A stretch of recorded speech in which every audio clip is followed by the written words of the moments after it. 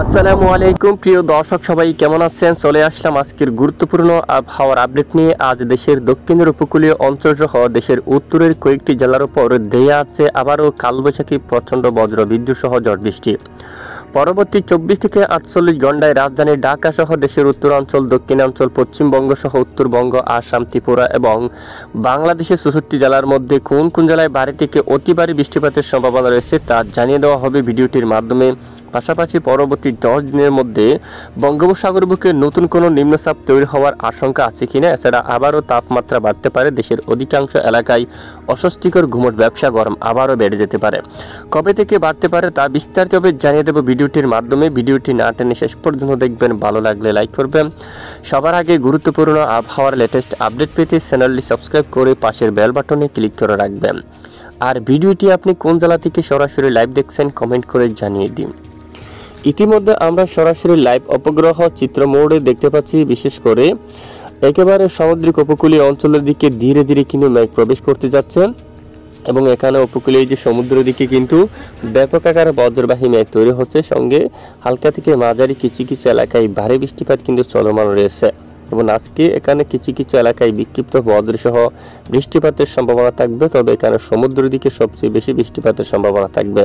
এছাড়া ভোর সকাল থেকে খুলনা থেকে শুরু করে সাতক্ষীরা, শিবনগর, সুন্দরবন, জয়সুর, লোহাগাড়া আকাশ প্রায় পরিষ্কার রয়েছে। সামান্য মেঘের আনাগোনা শুরু হচ্ছে পিরোজপুর, মঠবাড়িয়া, কলাপাড়া, লালমোহন, বরিশাল, এছাড়া মতিরহাট, ফরিদগঞ্জ আংশিক মেঘলা আকাশ নিয়ে পরিষ্কার থাকতে পারে আকাশ, এবং সেনবাগ, ফটিকছড়ি উপজেলা, খাগড়াছড়ি, চট্টগ্রাম এখানেও আংশিক মেঘলা নিয়ে আকাশ পরিষ্কার থাকতে পারে এবং দেশের এই যে দক্ষিণের উপকূলীয় অঞ্চলে কিন্তু মেঘের আনাগোনা থাকতে পারে।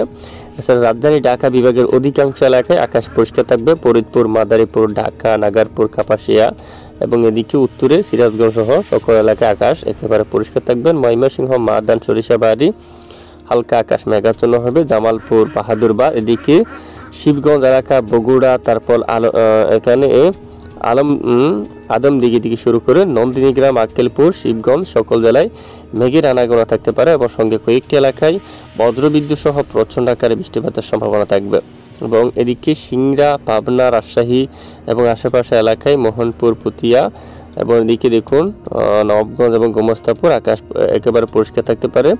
এছাড়া উত্তরে রংপুর, তারপর ঠাকুরগাঁও, দিনাজপুর, পঞ্চগড় সহ এখানে জলঢাকা, দেবীগঞ্জ সকল জেলার আকাশ কিন্তু পরিষ্কার থাকবে। উত্তরে কোচবিহার সহ একেবারে উত্তরবঙ্গের আকাশ কিন্তু মেঘলা থাকতে পারে। পশ্চিমবঙ্গের আকাশ কিন্তু একেবারে ক্লিয়ার রয়েছে, কোনো ধরনের মেঘযুক্ত পরিবেশ নেই কোথাও। তো চলে যাচ্ছে আমরা সরাসরি বৃষ্টিবাহী মোডে।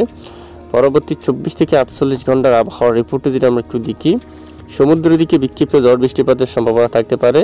পাশাপাশি সারাদিনের লাইভ ট্রেকে যদি একটু দেখি আমরা, আপাতত দেশের উপর বৃষ্টির সম্ভাবনা অনেকটাই কম রয়েছে, তবে রাতের দিকে কিছুটা বৃষ্টিপাত তৈরি হতে পারে রাজশাহী বিভাগের বিভিন্ন অঞ্চল জুড়ে। তখন দেখুন রাজশাহী বিভাগের কিছু কিছু এলাকায়, এদিকে দেখুন এখানে রাজশাহী বিভাগের কয়েকটি এলাকায় কালবৈশাখী মদ্রি সহ বৃষ্টিপাতের সম্ভাবনা থাকবে এবং নতুন করে 4 তারিখ নাগাদ ভোর 5টা থেকে শুরু করে এদিকে লাখাইয়ের দিকে বৃষ্টিপাতের সম্ভাবনা দেখা যাচ্ছে।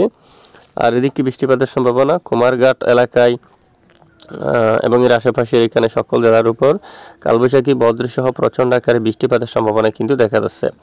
এরপর নতুন করে রবিবার 4 তারিখ নাগাদ এখানে বৃষ্টিপাতের সম্ভাবনা দেখা যাচ্ছে। রংপুর বা তার আশেপাশে অঞ্চল দিকে বিক্ষিপ্ত আকার ঝড় বৃষ্টিপাতের সম্ভাবনা এবং 4 তারিখ নাগাদ দেখুন আরও এই যে এখানে রাজশাহী এর পার্শ্ববর্তী অঞ্চলে বজ্রসহ বৃষ্টিপাতের সম্ভাবনা দেখা যাচ্ছে।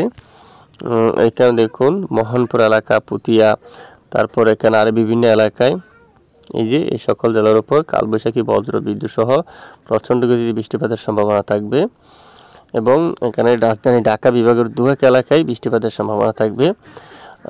তারপর সোমবার 5 তারিখ নাগাদ কুমিল্লা বা এর আশেপাশে অঞ্চল দিয়ে হালকা বজ্রসহ বৃষ্টিপাতের সম্ভাবনা, এদিকে কিছুটা বৃষ্টিপাতের সম্ভাবনা থাকবে। এই যে এখানে দেখুন সিংড়া, সিরাজগঞ্জ, বগুড়া বা এই যে মাঝামাঝি অঞ্চল জুড়ে কিছুটা বজ্রসহ বৃষ্টিপাত থাকার সম্ভাবনা কিন্তু দেখা যাচ্ছে। এরপরে সোমবার 5 তারিখ নাগাদ পশ্চিমবঙ্গ, কলকাতা আশেপাশে অনেক এলাকায়, চন্দননগর, কলকাতা, তারপর এদিকে শান্তিপুর সহ এবং এর আশেপাশের বিভিন্ন এলাকায় কালবৈশাখী বজ্রবিদ্যুৎ সহ বৃষ্টিপাত থাকার সম্ভাবনা রয়েছে এবং 6 তারিখ মঙ্গলবার নাগাদ উত্তরবঙ্গের কিছু কিছু এলাকায়, রাজধানী ঢাকা সহ উত্তরের কিছু কিছু এলাকায়, সেটা খুলনা বরিশাল বিভাগের দোয়াক এলাকায় এবং পশ্চিমবঙ্গের উপরও কালবৈশাখী বজ্রসহ প্রচণ্ড আকারে বৃষ্টিপাতের সম্ভাবনা দেখা যাচ্ছে। তখন এদিকে দেখা যাচ্ছে দেখুন গোছাকাড়া এলাকা, বোলপুর, তারপর এখানে দেখুন রামপুরহাট, এই এলাকার দিকে এখানে দেখুন বর্ধমান সহ এখানে অনেক এলাকায় তীব্র কালবৈশাখী বজ্রসহ প্রচণ্ড আকারে বৃষ্টিপাতের সম্ভাবনা কিন্তু দেখা যাচ্ছে।